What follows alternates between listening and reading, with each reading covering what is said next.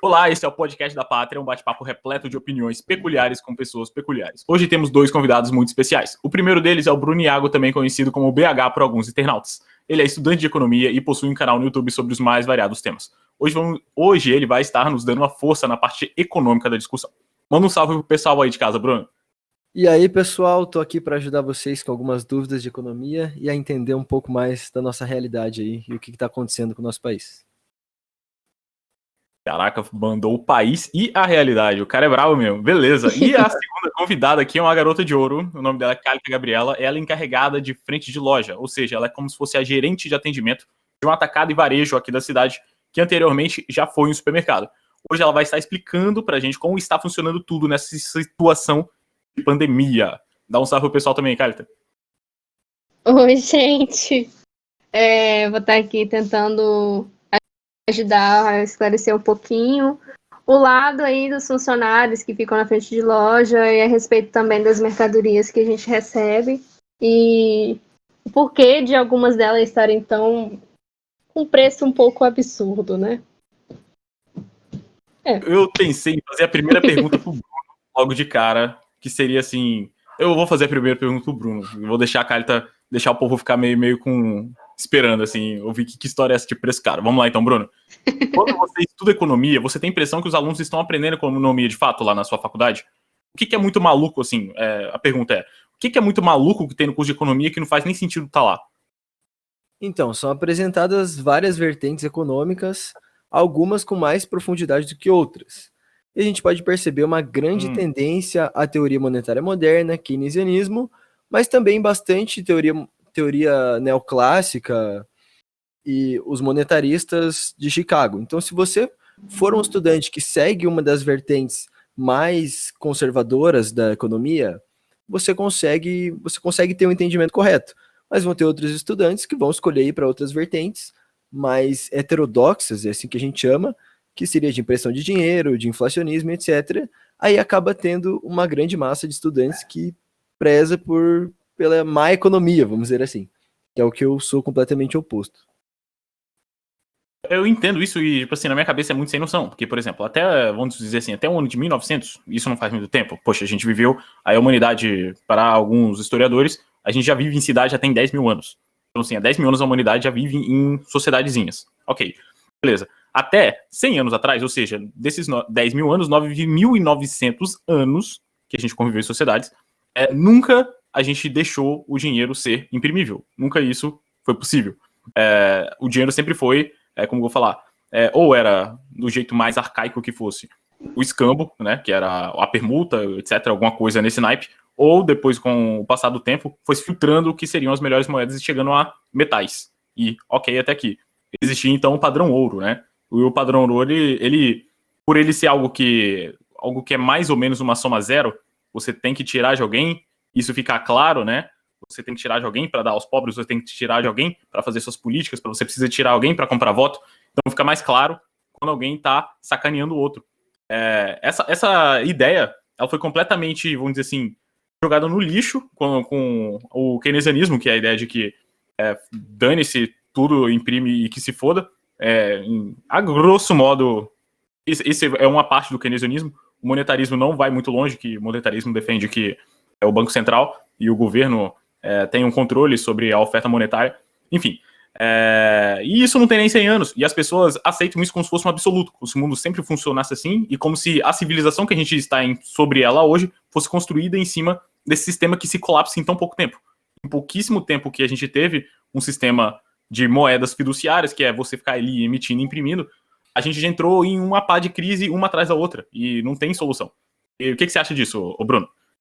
Então, mas eu não diria que isso é levado como absoluto dentro das universidades, porque você realmente tem as outras vertentes econômicas. A gente acaba culpando muito essa geração de economistas que aparece na mídia por eles serem keynesianos, a gente pensa, não, então o que ensinam nas universidades é apenas keynesianismo. Mas não é bem assim que funciona. Eu acredito que o maior motivo para a gente ter essa teoria como sendo a mainstream aplicável, não a mainstream ensinada, entendeu? É por causa que os incentivos dentro de um Estado e dentro de um governo são sempre a de buscar por esses economistas. Então você não vai querer o cara que vai restringir o aumento da oferta monetária. Você não vai querer um cara que vai afrouxar o orçamento, que vai... tipo, você vai querer sempre um economista que vai afrouxar o seu orçamento, que vai querer que o governo gaste mesmo. Então, esses incentivos dentro do Estado são o que faz essas teorias serem as mais aceitas, não necessariamente elas serem mais estudadas. Então, mesmo que elas estejam erradas, existe um incentivo para elas serem aplicadas. O bizarro é que, assim, poxa, se fosse um clubinho de maluco aqui, beleza, vamos supor assim, a elite que decide dentro do Estado não deve passar de 100 homens, com certeza não deve passar de 100 homens. Beleza, 100 homens aí conseguem decidir quantas cédulas vão ser emitidas para 200 milhões de outros homens, que alguns deles, inclusive eu e você, por exemplo, não concordamos que o dinheiro seja da maneira que é. Mas essa pequena galera que consegue vender o keynesianismo, a impressão e os caramba, e o incentivo da economia estratégica, os caramba, planejamento, enfim, essas aberrações econômicas. Aumento da oferta monetária. Essa somado de maluco, auxílio emergencial. Total, isso é um dos efeitos mais malucos que a gente tá vendo aí. Mas então, bom saber que não é só isso que tem dentro da academia, porque, cara, é incrível que pareça, tempo atrás conversei com um rapaz que também cursava economia, e ele falava tão bem de Keynes que parecia até que Keynes tinha sido uma pessoa decente, assim. Fiquei tipo, caraca, cara... cultua mesmo a ideia de Keynes, sinistro. Mas beleza, Carita, conta pra gente quando ocorre algo assim, do arroz subir às vezes para mais de R$30, igual tá acontecendo agora. O supermercado lucra muito com isso? Como é que é? Conta pro pessoal de casa. Então, o que acontece? Pelo menos aonde eu trabalho, o arroz ele se encontra atualmente R$20 um pacote de 5 quilos. É claro barato, que tem muito lugar que a gente vê aí que já tá a R$38, lugares até dentro do estado mesmo, que eu tenho alguns contatos e conversando com essas pessoas, elas, nossa, o arroz aí tá barato, aqui tá 38. Só que há casos e há casos. Vamos pôr um exemplo aí muito, muito falado nesses dias, que é do óleo, o óleo de soja. O óleo de soja, ele está sendo vendido a R$5. Mas as pessoas muitas das vezes não sabem que esse óleo chegou para o mercado a R$4. É porque, assim, o que as pessoas não entendem muitas das vezes é que às vezes aumenta o preço, mas não é culpa do supermercado, não é culpa do fornecedor, é porque simplesmente não teve produção, sabe? Quando a produção cai, automaticamente o preço das coisas aumentam. A gente vê aí um exemplo há muitos anos atrás, época que o tomate ficou caro, todo mundo falava só de tomate. Por quê? Tinha caído a produção de tomate, então ele automaticamente aumentou o preço. A mesma coisa acontece com o óleo. A plantação de soja todinha, ela foi vendida até 2022. Então, assim, a plantação que não foi nem plantada ainda já foi vendida. Então, é uma coisa assim que a gente vai saber que não vai abaixar tão cedo o preço por causa disso. Porque é pouca produção para muita demanda. Eu queria um olhinho de soja, bem geladinho. Então, a sua defesa é o seguinte, então, de alguma maneira, vocês não são os responsáveis pelo preço alto. Vocês só não podem vender com prejuízo, que não faz sentido, né? Porque, por exemplo, a gente compra a mercadoria a R$4, paga o imposto em cima disso aí, vamos pôr aí vamos pôr 80 centavos, R$4,80 com os impostos. A gente vai vender a R$5,20, R$5,10, por aí. Entendeu? A gente vai lucrar centavos em cima de cada óleo. A gente também não pode vender ele a R$4,80 porque não faz sentido.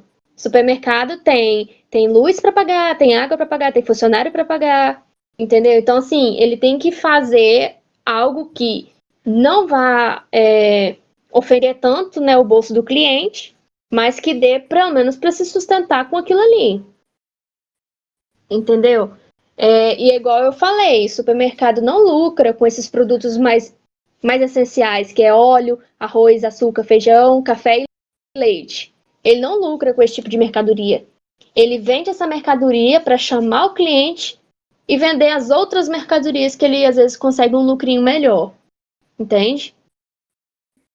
Sim, é como se fosse a armadilha, né? Você vai lá comprar e aí você acaba... Basicamente isso. Que povinho desonesto ainda nesse supermercado, hein, bicho? Tô zoando. Claro. Beleza, a próxima pergunta vai pro Bruno. Bruno, quais você pensa terem sido os principais fatores para esse aumento, né? Além do que a Carta falou que foi da ausência de uma produtividade maior, vamos dizer assim. Então, ela pontuou a ausência da produtividade e também o aumento do preço que o fornecedor estava oferecendo para o mercado. Na parte da produção, isso pode ter acontecido por causa da alta do dólar, que encarece os insumos de produção dos produtores nacionais. Ou seja, traduzindo, é mais caro você trazer as máquinas e as coisas que você vai utilizar na produção para produzir algo aqui nacional para vender no mercado interno. Então, isso ocasiona um aumento do preço. Aí, o segundo fator seria também o aumento da base monetária, que teve um aumento de 50% na quantidade de dinheiro em posse das pessoas, que seria o M1, a base monetária padrão. Vamos dizer assim, o papel moeda em posse das pessoas, mais os depósitos em conta corrente. Ocorreu um aumento de 50% nesse montante. Isso significa que tem mais dinheiro na economia. E se tem mais dinheiro na economia, nada a mais foi produzido. A gente tem a mesma quantidade constante de bens e serviços, porém mais quantidade de papel moeda para comprar esses bens e serviços. Então é natural que ocorra uma inflação. E com inflação, eu estou definindo nesse momento como o aumento generalizado dos preços na economia. Aí também tem mais um fator importante, que é o auxílio emergencial, que foi um assistencialismo aí feito pelo governo, que jogou novo dinheiro na economia e direcionou esse novo dinheiro principalmente para o consumo de comida, por exemplo, do arroz. Então, muito mais arroz estava sendo comprado por causa que foi direcionado muito desse auxílio para isso, e como aumentou a demanda por arroz, a oferta permaneceu constante ou até diminuiu por causa da queda dos insumos, então Deu uma o preço vai diminuída. aumentar. É natural. Aham. Eu ia até comentar a respeito disso daí, do aumento do dólar, influencia bastante. Às vezes as pessoas, elas não entendem, elas acham que está relacionado só ao o chefão ali querer lucrar, mas não é, cara. Tá. Infelizmente, o Brasil ele é influenciado pelos países de fora. Então, infelizmente, a gente sofre as consequências disso daí. E além da correto. alta do dólar, a gente também desvalorizou o real. Então, tipo, a gente se prejudicou e o dólar ainda subiu espontaneamente. Ô Bruno, sobre a alta do dólar, o que os economistas também, né, têm especulado que tem feito o dólar subir tanto? E quando eu falo economista, eu tô falando economista respeitável, tá ligado? Não é Claro. esses pangaré mainstream, não. Então, quando existe um grande período de incerteza na economia, as pessoas começam a fugir para os ativos mais líquidos, que são convertidos em bens e serviços de forma mais fácil. Então, por exemplo, a gente está num período de incerteza e como o dólar é a moeda mundial, as pessoas tendem a se alocar em dólar. E quando toda a economia, todo mundo pensa no dólar como a moeda de reserva mundial, as pessoas vão comprando mais dólar. E quando elas compram mais dólar, aumenta-se a demanda por dólar. Quando aumenta-se a demanda por qualquer coisa, vai subir o preço dessa coisa. Porque tem mais gente disposta a alocar mais recursos para essa coisa. Foi isso que aconteceu com o dólar. Correto. Com Assim, dólar faz e sentido. com arroz, né? Com arroz também. Brasil, arroz. Uma dúvida, cara, é o seguinte, eu ouvi falar, não tenho certeza, você confirma se eu estiver errado, rolou um auxílio emergencial à moda das americanas lá também? Como é que foi isso?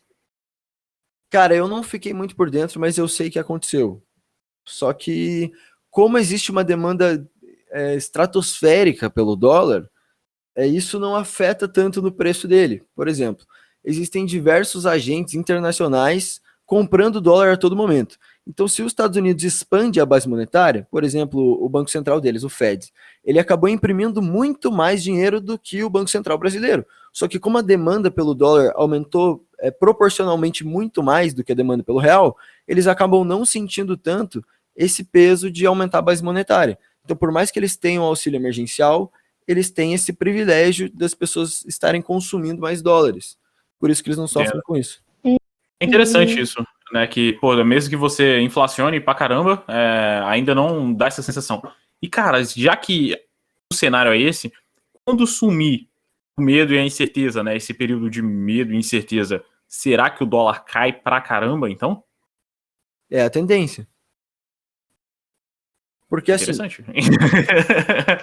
Então, mas o dólar, ele.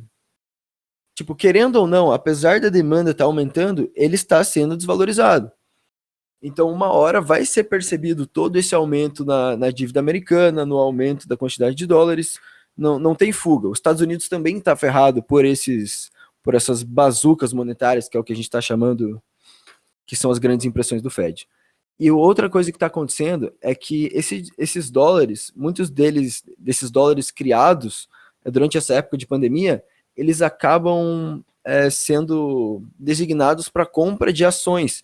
Então, o Trump e o governo americano, eles não querem que o mercado caia. Então, eles acabam produzindo cada vez mais dólares para que as pessoas tenham dinheiro para injetar no mercado e para comprar as coisas, para que a economia continue se movimentando nesse período de crise.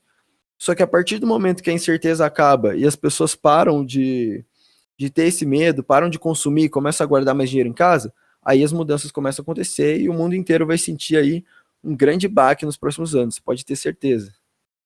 É como se fosse tentar ressuscitar um defunto, né? Essas impressões malucas. Exatamente. Caraca, loucura. Enfim, agora voltando aqui o foco para Carta. Carta, eu quero saber qual foi a situação mais inusitada que você passou trabalhando nesse setor quando rola essas altas de preço. Quero que você conte pra gente. Nossa, são tantas. Mas Enumera umas duas ou três muito malucas assim e manda pra gente. Uma assim, que assim, tem me deixado um pouco preocupada, tanto pelo atendimento, porque eu sou responsável por essa parte aí, né? É a respeito justamente do óleo. Tem muita gente procurando óleo. E assim, como nós vendemos em atacado, as pessoas geralmente procuram o quê? 10 caixas fechadas de óleo, 20 caixas fechadas de óleo. E justamente por causa dessa procura muito grande, a gente teve que limitar para cada pessoa 3 caixas de óleo. E, cara, é muito complicado, porque a pessoa que é acostumada a comprar 10, aí se vê ele na situação de comprar 3 caixas. Hoje mesmo eu presenciei a situação de uma pessoa que, né, compra muita quantidade, pedir pessoas aleatórias para comprar as 3 caixas para ele. Então, assim, são situações que você vê o desespero das pessoas. Arroz mesmo, ainda tá um preço bom por aqui na cidade, tem lugar que tá já 38, quase 40 reais. Então, mas mesmo diante disso, a gente vê que o pessoal fazendo barraco, que o fulano, dono do supermercado, ele tá enriquecendo em cima disso daí, e que ele tá roubando, e que isso aqui, aquela coisa. A gente sabe que a gente que é funcionário tá ali na frente, a gente sabe que não é isso, não se trata disso. Coitado, quem dera se pudesse lucrar no arroz, mas não tem condições no momento. Mas são N situações de pessoas, às vezes de uma maneira até agressiva por causa disso aí, que elas não entendem que não se trata ali daquela área do supermercado, do gerente ou do dono, ou por aí vai. Se trata justamente do que o Bruno falou, que é justamente a alta do dólar. E o dólar fica mais caro, automaticamente os produtos aumentam junto. Então, é complicado, porque às vezes a gente não tem como parar para explicar tudo isso que a gente está conversando aqui com o cliente. O grande problema é a falta de conhecimento, né? Justamente, Bruno, é uma coisa assim que às vezes a gente vai tentar conversar, não, mas não é, gente, a pessoa não quer ouvir, já parte para ignorância, já começa a xingar. Aí muitas das vezes a gente prefere deixar a pessoa quieta ali e acreditar no que ela quer, do que às vezes tentar entrar ali num diálogo, porque a pessoa simplesmente não quer ouvir. Uhum. Ainda sobre, pegando esse gancho da alta do preço, quais foram os produtos que mais subiram e quais estão para disparar ainda mais? Se você puder falar aí. Deixando claro para o pessoal de casa que a gente está gravando isso no dia 10 de setembro. Ou seja, quando isso for ao ar, pode ser que já tenha passado um tempo e as coisas já dispararam, então essa informação é irrelevante. Mas conta aí pra gente aí. Tá, vamos lá. Leite, né? Por quê? Porque Já disparou ou vai disparar? tá disparando, né? Não é nem disparando nem vai disparar, está disparando. É leite, óleo, arroz e as carnes em si, as carnes bovinas principalmente. Por isso, queijo, leite, derivados, eles vão aumentando a partir do momento que a carne bovina aumenta. Com a arroba, eu não sei dizer exatamente o valor que tá o arroba, mas ele já deu uma disparada da semana passada para cá. Então você pode observar que em muitos lugares a carne, um chão de dentro aumentou tipo R$4, R$5 por causa disso daí. E a gente não tem nenhuma previsão de alguma mercadoria que vá diminuir o preço por agora, justamente por causa do que o Bruno falou. O pessoal, o nosso Banco Central, ele fez esse dinheiro aí, fez o auxílio, então as coisas vão aumentar para o quê? Para o dinheiro começar a entrar no eixo deles, no caso, né? Mas a questão de mercadoria, infelizmente, não há previsão para queda de preço, só mesmo os que vão disparar são óleo, leite e arroz, que são os itens que as pessoas buscam estocar. Caraca, a pessoa quer estocar leite. Pior que faz sentido, que leite é um alimento quase essencial para algumas pessoas, né? Nossa, Eu demais. consumo todo dia. Por exemplo, se você tem criança pequena, você quer ter leite, né? Você quer ter uma reserva de leite. Às vezes, você tem problema nos ossos, você precisa de ter leite. Enfim, você tem um restaurante, você precisa ter uma reserva de leite também, que muitas receitas, querendo ou não, vai leite. Por exemplo, lá na creperia, a gente comprava caixas de leite a cada 2 ou 3 dias. Assim, que tinha ou caixas, 1, 2 caixas, que cada vez que ia começar a fazer crepe, a gente já gastava 3 litros de leite para fazer alguns crepes. Aí depois tinha que fazer de novo. E todo dia tinha que gastar pelo menos uns 3 litros de leite. Enfim, é bem... É um negócio que a gente não se liga que ele é muito presente, mas ele é muito presente em tudo que é mistura. Beleza. Agora vamos fazer pro Bruno agora. Cara, o que acontece se o governo parar de imprimir dinheiro hoje e não imprimir mais? O que acontece? Então, primeira coisa é que o mercado ele é muito baseado nas expectativas futuras.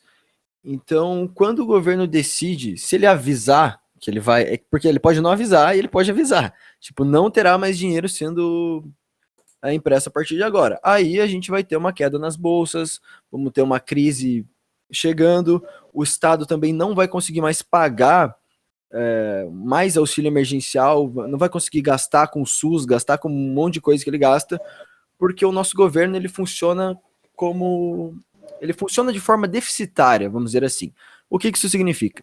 Que o Estado ele gasta mais do que ele arrecada em impostos. Então, apesar de a gente pagar uma carga tributária imensa em todos os bens e serviços aqui do Brasil, isso não é suficiente para preencher todos os gastos do governo. Então, o que ele faz? Ele pega o que ele gasta, que seria X, e daí tem o que ele arrecada em impostos, que seria, por exemplo, X menos Y. Então, esse Y, ele vai ter que imprimir. Então, se ele não tiver como imprimir isso, o Estado vai quebrar. Se o Estado quebrar, só Deus sabe o que acontece. Pode crer. Filho. Então, aí leva a segunda pergunta, que ela meio que vem em chave. E o que acontece se ele ficar tentando sempre se salvar coisa imprimindo mais? Então, é o que aconteceu na Venezuela, por exemplo. A gente vai começar a ver os bens e serviços aumentando exponencialmente de preço. A solução seria, então, o corte de gastos do Estado para que não seja mais necessária essa impressão, essa expansão da moeda. Pode crer. O problema é que sempre esse equilíbrio final de corte de gasto, ele gera muito medo nas pessoas, né? Parece que cortar o gasto quer dizer que vai todo mundo... É uma medida sendo que, na verdade, se você continuar imprimindo, todo mundo passa fome. Exatamente. Por exemplo, o que seria um corte de gastos? Acabar com o privilégio de políticos, acabar com estatais ineficientes que sugam grande parte do nosso dinheiro. Então, o que a Carlita estava falando ali das pessoas que chegam insatisfeitas lá e acham que a culpa é do empreendedor, do dono do mercado.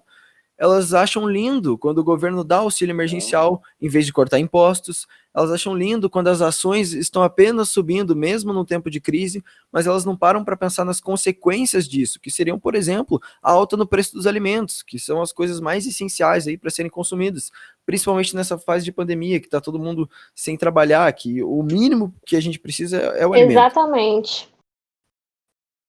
É interessante esse ponto, o Bruno, que é o seguinte, né? Eu gostaria que a gente fizesse o exercício mental aqui agora e que você me acompanhasse, né?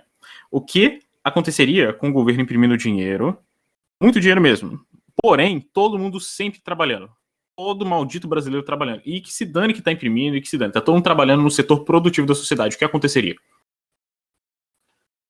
Então, o trabalho das pessoas com certeza ajudaria, mas isso não faz com que a impressão de dinheiro seja algo benéfico. Se o dinheiro, por exemplo, você está jogando ali banco imobiliário com 5 amigos seus, aí um amigo seu começa a imprimir mais dinheiro. O que vai acontecer? Os bens e serviços vão ficar mais caros, porque tem mais dinheiro sendo colocado. Só que, por exemplo, se tem mais gente trabalhando, significa que tem mais bens e serviços na economia. Então, o impacto desse aumento monetário, ele vai ser menor, mas não quer dizer que ele não vai existir. É impossível que ele não exista. Então, então fica aí a ressalva para a galera de casa. Os efeitos negativos da inflação, eles são infalciáveis. Eles vão dar as caras de qualquer jeito. Exatamente. Porém, o único jeito de conseguir combater essa desgrama é produzindo, é trabalhando, é arregaçando as mangas e trabalhando. E é trabalhando no setor produtivo das coisas. Em produzir bens, em produzir alimentos, em fazer serviços que ajudam a produzir mais bens, mais alimentos. Não é batendo carimbo, não é multando as pessoas, não é sendo fiscal, não é denunciando pra puta que pariu gente que tá trabalhando. Não é assim que se ajuda e se sai de uma crise. Correto, Bruno? Correto. Como que a gente vai abaixar o preço do arroz? A gente precisa de mais arroz na economia. A gente não precisa chicotear dono de mercado. A gente não precisa aumentar a base monetária. O que vai acontecer se a gente aumentar a base monetária? A gente vai ter mais reais na economia. Mas e aí, alguém está comendo papel? Ninguém está comendo papel, a gente precisa comer arroz. Para a gente comer arroz, a gente precisa de mais produção de arroz. A gente precisa de menos impostos, a gente precisa de uma moeda mais forte para que a gente possa importar máquinas agrícolas de outro país, que vai facilitar a produção de arroz. Então você precisa sempre produzir mais bens e serviços para consumir mais bens e serviços. Não basta você imprimir dinheiro e querer gerar consumo com papel, porque papel, no fim das contas, não aumenta a quantidade de bens e serviços. Beleza, fechou. Eu tenho uma pergunta agora para a Carlita. Carlita, sobre o auxílio emergencial. Logo no princípio da pandemia, quando estava todo mundo muito assustado com esse negócio e estava rolando aquele terrorismo de informação sinistro, como que estava o faturamento dos supermercados? Os supermercados foram um dos poucos setores em que puderam continuar operando. Supermercado, farmácia, basicamente todo o dinheiro que existia na economia fluía, sim, completamente, né? Vamos dizer assim, para esses setores. Como que foi o faturamento do supermercado neste período, nesse primeiro período de pandemia? A galera recebia o auxílio e já ia gastar em supermercado e farmácia. Como é que foi? Nossa, foi uma loucura, porque o pessoal chegava lá e já queria estocar o arroz, já comprava fardos fechados e leite. Principalmente para as mães, elas compravam caixas fechadas de leite, tipo 5, 6 caixas. Só que, tipo assim, a gente sabia, a gente que trabalha ali, que vê a demanda das mercadorias, a gente sabia que mais para frente ia aumentar o preço, porque automaticamente, se a mercadoria sai muito, o preço aumenta. Porque Sim. uma hora essa mercadoria começa a faltar, e a partir do momento que ela começa a faltar, é a hora que o preço das coisas aumentam. Cara, então, basicamente, vocês têm bastante arroz aí ainda, porque tá tudo 20 pau ainda, então tem arroz pra cacete ainda, não sei. Não é questão de ter o arroz. A gente vai fazendo os pedidos, né? Então, assim, igual eu falei, a partir do momento que vai saindo, as coisas vão aumentando. Agora a gente chegou numa fase de racionar, entre aspas, racionar o óleo, né? Igual eu falei anteriormente, 3 caixas por pessoa. Já aconteceu há mais ou menos 1 ano de ter que racionar o açúcar. Porque o açúcar estava muito caro e estava saindo bastante, então a gente racionou o açúcar. Aí acabou, voltamos a vender normalmente, agora é o momento do óleo. E por aí vai. Só que assim, é uma coisa que a gente vê claramente que não vai mudar tão cedo, não vai diminuir tão cedo. Cara, vou mandar real agora, o pessoal de casa vai querer me matar, mas não é mais fácil só aumentar o preço do óleo, não? Tipo assim, o cara que ele trapaceou no método de vocês pra conseguir comprar mais óleo de qualquer maneira, se tivesse mais caro, ele faria isso? Então, é uma opção. Mas tem muito supermercado, muito dono de negócios que prefere não arriscar aumentar as coisas de uma vez e às vezes perder aquilo ali. Porque E o óleo é aumentando isca, aos né? poucos, porque aí exatamente. E fora que aumentando aos poucos vai acostumando a pessoa, vai adaptando ali ao preço do óleo. Tem coisas que realmente que muda da noite pro dia. Só que nesse caso, a gente vê que está acontecendo aos pouquinhos e dá para ter uma noção de que é justamente para adaptar o bolso do brasileiro.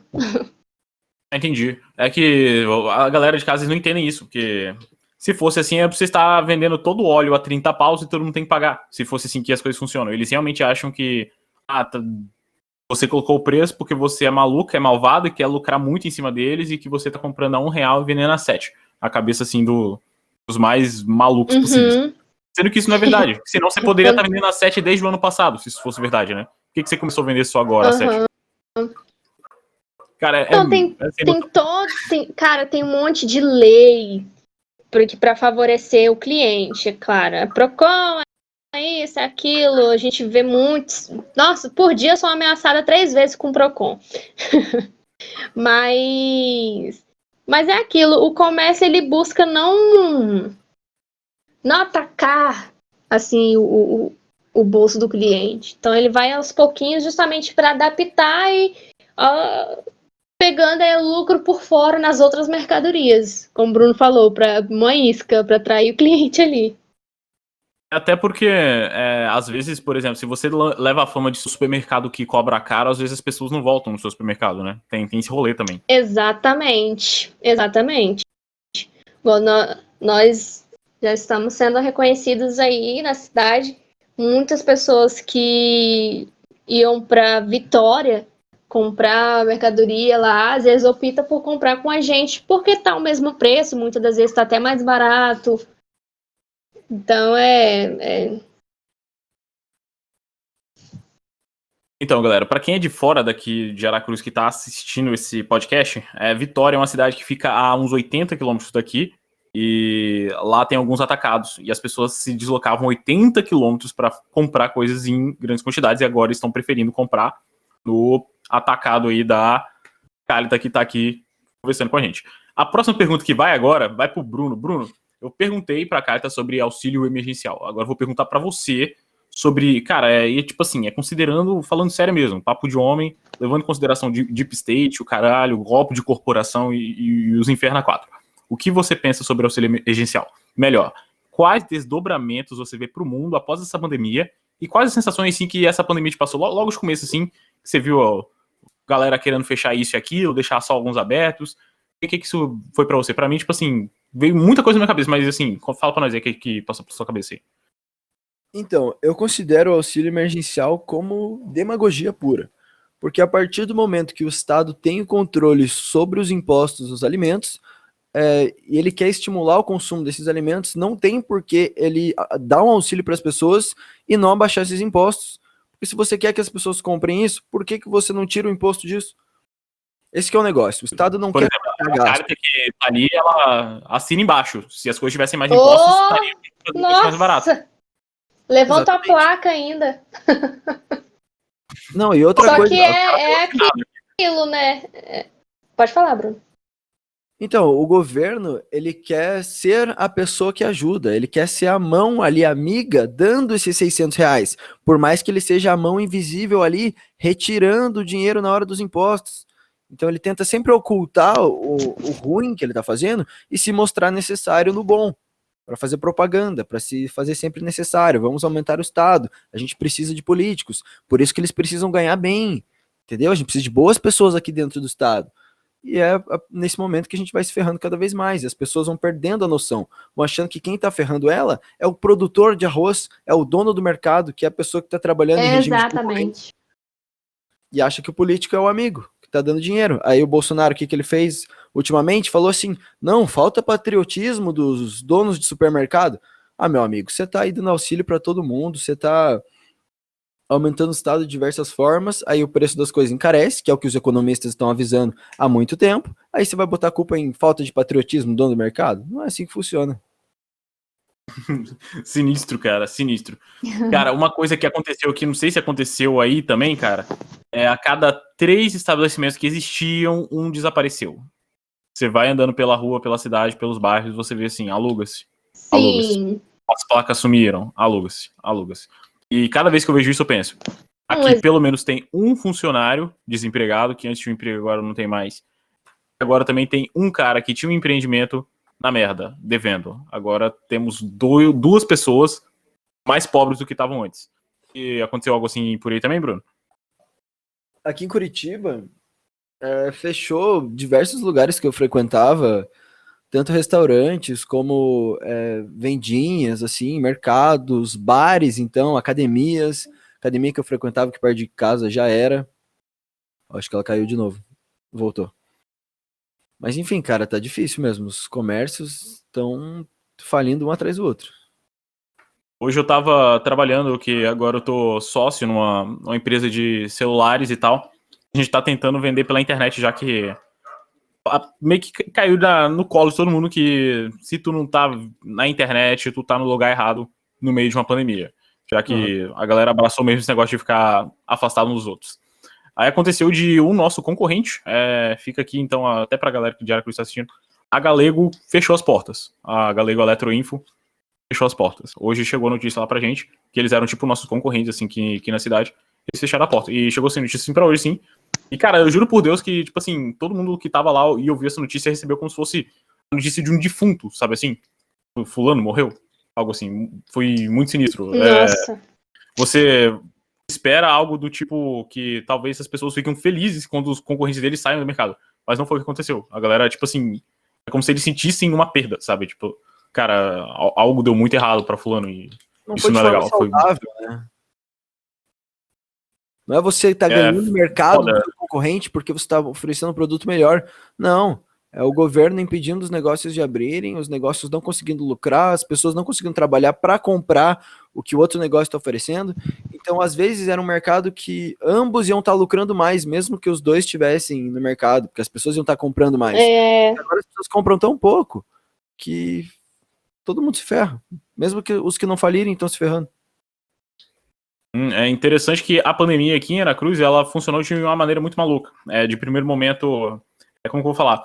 O prefeito, ele sempre mudava de ideia e, por exemplo, ele começou com o negócio de ninguém pode abrir, aí depois ele começou de alguns vão abrir, outros não vão abrir, aí depois ele inventou um negócio de até tal hora abre, depois ele inventou dia sim, dia não, depois era para o ímpar e não sei o que, até tal hora. Ai, foi uma coisa louca, gente. Enfim, cada vez que ele mudava de ideia, alguns estabelecimentos quebravam. Cada vez que ele mudava de ideia, alguns estabelecimentos que tinham sobrevivido às mudanças de ideia anteriores acabavam indo pro saco. Isso acabou que filtrou muito quem conseguiu se manter no mercado nesse tempo todo. E, assim, tá uma deficiência do caramba. Tá todo mundo devendo. Todos os empresários, não vou falar todos que, pô, é muita gente, mas, assim, uma porrada de empresário devendo muito dinheiro. E eu não sei como a gente vai sair disso. Quando eu te perguntei o que você pensa, né, levando em consideração o Deep State, o que significa, assim, para qualquer pessoa que analise uma economia mais olhando de cima, umas medidas tão draconianas a fim que conseguem quebrar tantos empreendimentos ao mesmo tempo. Eu não consigo imaginar qualquer outras medidas que consigam quebrar tantos estabelecimentos ao mesmo tempo. E não tem como falar, foi a pandemia que quebrou, porque não foi. As pessoas, elas tinham noção do perigo. Foi meio que uma má administração, né? Elas tinham uma noção do perigo, as pessoas se precaveram. Não adianta você pegar qualquer pessoa na rua, de trás pra frente, ela sabe como se prevenir, ela sabe o negócio do álcool em gel, ela sabe o negócio do caramba.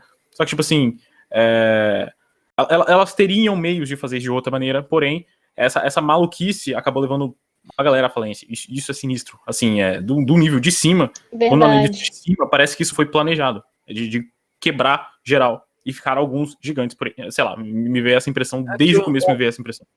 Houve uma comoção mundial, tanto por parte da mídia, quanto por parte até dos governos, né, de tratar a pandemia como se fosse um fim do mundo.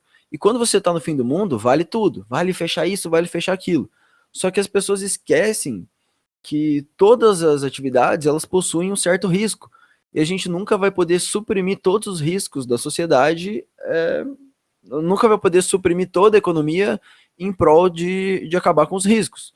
Por exemplo, você sempre vai ter que aceitar um certo nível de risco para que a vida das pessoas continue funcionando. E você tem que achar esse spread, até onde que a gente pode ir para combater esses riscos. Por exemplo, vamos proibir todos de andarem de carro, porque acontecem muitos acidentes de carro. Isso não, se a gente realmente proibir as pessoas de andarem de carro, os acidentes de carro vão acabar. Mas a gente deve fazer isso? Não, a gente aceita um determinado nível de risco. Então, na questão da pandemia, as pessoas têm que pensar, será que não passou a mão? Será que o governo não acabou influenciando demais no mercado e fazendo com que mais pessoas sofram as consequências econômicas do que os próprios riscos provenientes da doença? Cara, é interessante que eu falei aqui sobre as empresas e tal, e eu joguei aqui no Google agora, aqui, eu acho que vou até colocar um print aqui quando eu lançar esse canal aqui no ar, né? Esse vídeo no ar. Eu peguei os últimos 6 meses, que é mais ou menos quando começou a pandemia aqui no Brasil, e às vezes até no mundo, né? 3 meses atrás era março, a coisa tá bem jovem, vamos dizer assim. E peguei as ações de empresas grandes, diferente de empresas pequenas, como a Galego, a Eletroinfo, que nem é tão pequena assim, mas quebrou na pandemia, e tantas outras empresas quebraram na pandemia. Como que foram o desempenho dessas empresas? A Coca-Cola cresceu muito nos últimos 6 meses, muito. Ela teve uma queda e cresceu absurdamente depois da pandemia.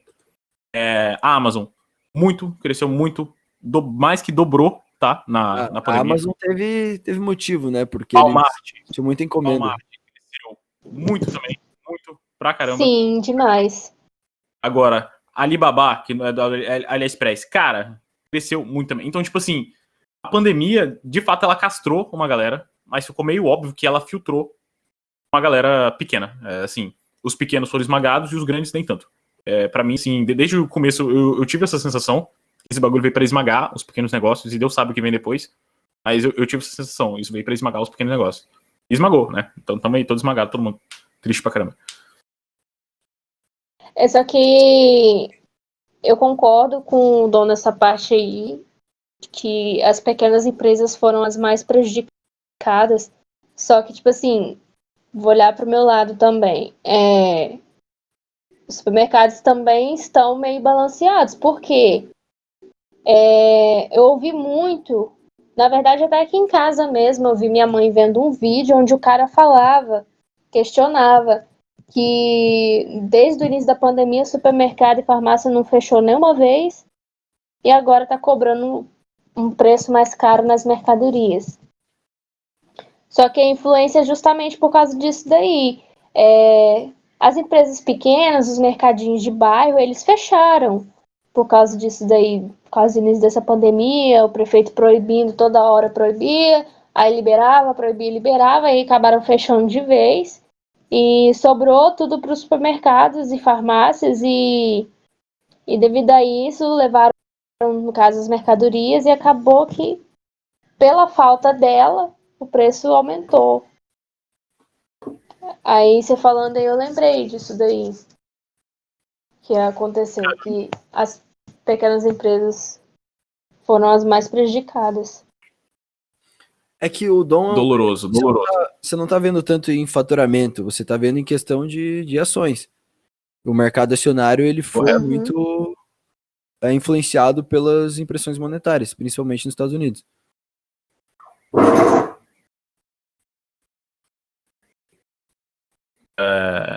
Traduz pra galera de casa.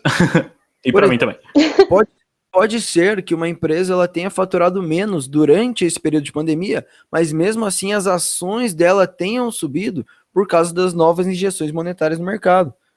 Entendeu? Então, por exemplo, tem empresas como a Amazon que não tem lucro, mas mesmo assim continuam subindo.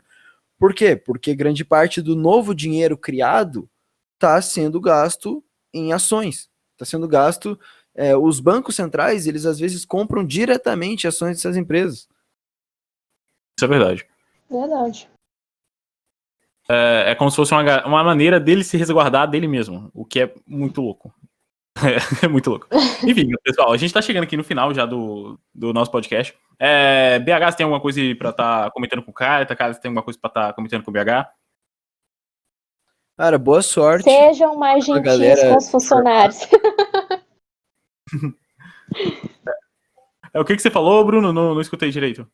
Eu falei boa sorte pra ela com os clientes. Às vezes tentando explicar, às vezes só tentando acalmar eles. E é isso, galera. Nossa. E eu acho que o Bruno devia falar mais desse assunto aí também, porque é um assunto muito importante que Nossa, se eu pudesse, eu pregava na testa de qualquer um aí pra ficar sabendo desse assunto, porque, assim, é um assunto, economia, é um assunto que as pessoas não valorizam tanto até o momento que elas precisam. E esse é um momento que a gente precisa muito. É totalmente subestimado, né? É interessante que a economia decide se você come ou não come, se você vive ou morre, de certa maneira, se você define ou se você cresce. E a galera, no Brasil, não existe qualquer, como vou dizer assim, importância a esse assunto. Te ensinam N disciplinas na escola, te ensinam arte, os caramba, só que eles não ensinam que, tipo assim, cara, se você não entender essas coisas aqui, você vai ser tapeado, você vai ficar pagando um empréstimo que você pegou sem saber o que era o resto da sua vida, você vai se bestar, você vai passar fome porque você não sabe fazer um plano de negócio para sua empresa, você vai dever, você vai perder seus bens, seus imóveis, enfim, são coisas que deveríamos saber, porém é de pouquíssimo interesse que saibamos, sinistro. Mas, bom, exatamente isso que eu ia comentar. Qual que é o interesse no Estado que as pessoas tenham conhecimento de economia? Porque a partir do momento que as pessoas sabem de economia, elas vão querer cada vez menos Estado, elas vão cada vez cortar mais gasto público, cada vez fazer com que os políticos estejam mais limitados, um orçamento mais compacto. Então, eles não têm incentivo de colocar no currículo obrigatório a disciplina de economia, ou até mesmo de não ter um currículo obrigatório onde naturalmente a sociedade coloca as disciplinas de economia nas escolas.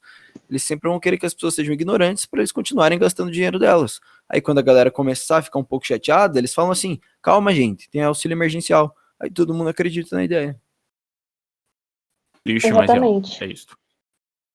Então, pessoal de casa, esse foi o Podcast da Pátria, um bate-papo peculiar com pessoas peculiares. Hoje conversamos com a Carita Gabriela e o Bruno Iago sobre supermercados, economia, auxílio emergencial e altas dos preços.